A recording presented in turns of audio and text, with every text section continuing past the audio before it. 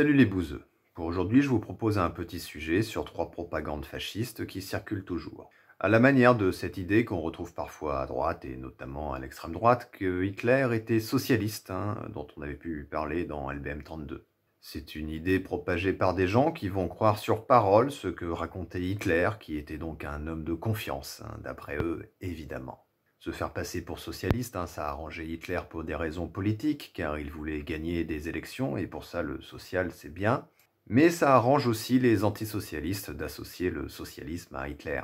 Alors que le type a interdit les syndicats, les partis socialistes a fait cramer les bouquins d'auteurs socialistes, tandis que l'économie du régime tenait grâce aux emprunts faits aux industriels qui se gavaient sur la remilitarisation. Mais avec cet exemple, on remarquera que l'efficacité de ces propagandes, c'est qu'elles arrangent suffisamment de monde pour être propagées. La première propagande dont on va parler, c'est celle du climat russe, comme quoi l'armée allemande, pendant la Seconde Guerre mondiale, aurait été vaincue par le terrible hiver russe.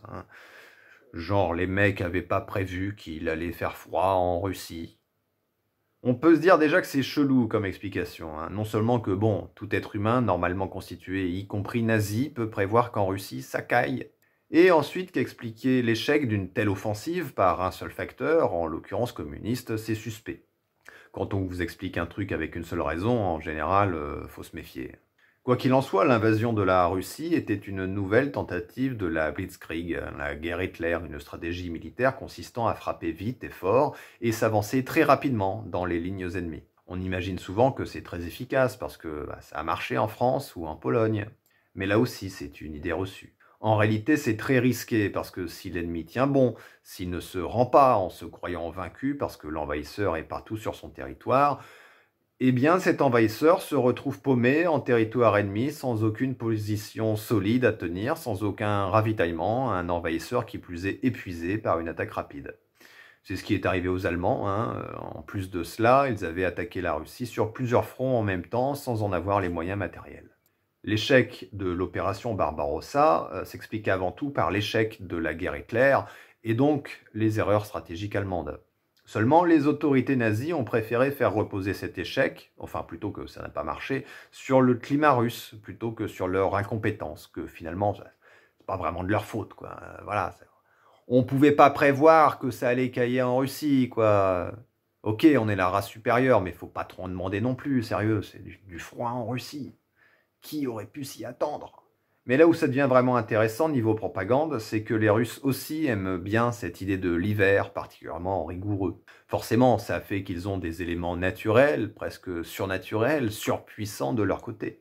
Faites pas chier les Russes, sinon vous allez vous prendre du moins 40 dans la gueule, vos testicules vont geler sur place. Avec en plus un côté très patriotique, la nation unie avec ses éléments naturels contre l'ennemi. On comprend que ça plaise. On aimerait bien avoir ça en France, surtout attaquez pas la France, sinon vous allez boire beaucoup de vin et vous aurez la gueule de bois. Et donc d'un côté comme de l'autre, Russes et Allemands vont défendre l'explication de l'échec de l'invasion par le climat, par le froid, parce que ça arrange tout le monde pour des raisons différentes. Entre parenthèses, c'est une idée reçue qu'on retrouve aussi avec Napoléon. Napoléon aussi aurait fait les frais du climat russe qui est très froid et qu'on ne pouvait pas le savoir. Enfin, il en a fait les frais. Enfin, surtout les 300 000 soldats qu'il a perdus. Napoléon, qui était donc comme Hitler, il a perdu contre la Russie. La campagne de Russie n'a pas échoué à cause du climat russe, du moins pas seulement, mais aussi et surtout à cause du ravitaillement. La grande armée s'était trop enfoncée dans les terres à la poursuite de l'ennemi. Quoi qu'il en soit, savez-vous que les Italiens sont vraiment des gros nuls à la guerre? En plus d'être des mafieux, fainéants et voleurs, c'est vrai qu'ils servaient à rien, les Italiens en 39-45. Limite, ils étaient dans le camp des méchants, mais bon, pas activement, parce qu'ils étaient trop nuls pour ça. Alors imaginez, vous êtes italien en 45, l'alliance des empires fascistes s'effondre et tout le monde se dit que non seulement les fascistes, c'est des connards, mais en plus c'est des perdants. Et ben vous préférez passer pour un fasciste ou pour un con? Bah ouais, En réalité, l'armée italienne n'avait aucune préparation et un retard technologique et matériel conséquent. C'est pas tellement qu'ils étaient nuls, c'est qu'ils n'avaient pas tellement les moyens d'être bons. L'expérience militaire de l'armée fasciste italienne, c'était contre l'Éthiopie lors de son invasion en 35-36, dans un grand rêve fasciste de recréer l'Empire romain. L'Éthiopie qui était le dernier royaume encore libre d'Afrique. Et même là, ils en ont chié, hein, alors que l'armée italienne avait 3 avions et 3 blindés. Littéralement, ils avaient que ça.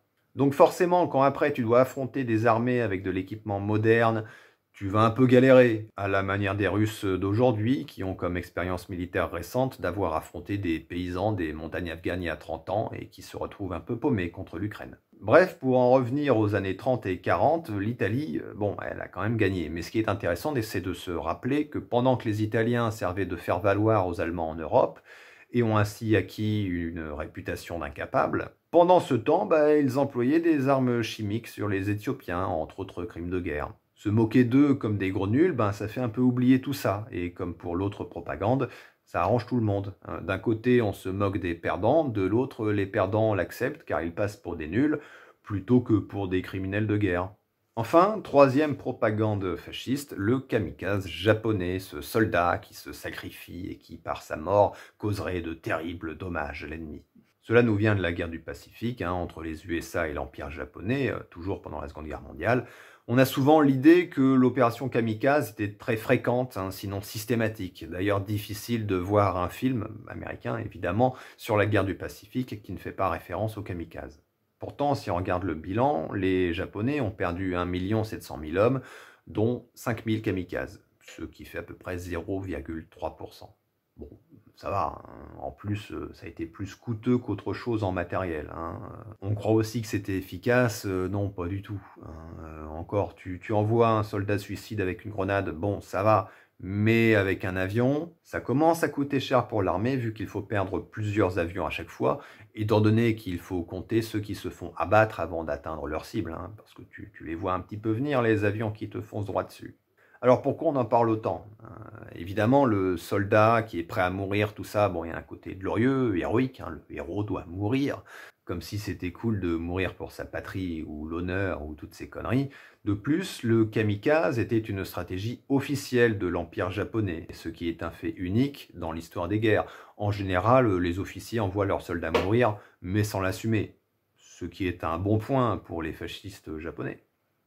Enfin, je crois. Mais ce qui est important, c'est que le phénomène kamikaze a été surestimé à la fois par les Japonais et par les Américains. Par l'Empire japonais d'une part, afin d'accentuer la fibre nationaliste et fanatiser son peuple, par l'exemple du héros sacrificiel, qui plus est typiquement japonais, l'esprit du samouraï et autres conneries nationalistes.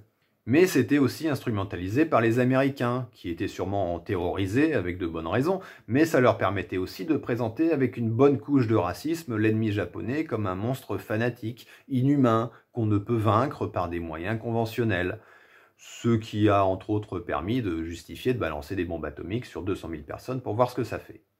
Vous aurez bien compris que ces propagandes subsistent de nos jours avant tout parce qu'elles arrangent tout le monde, comme je l'ai dit plusieurs fois. Je pense que ces exemples donnent un bon recul nuancé sur la propagande qui peut être perçue sous plusieurs angles. Ça fait réfléchir.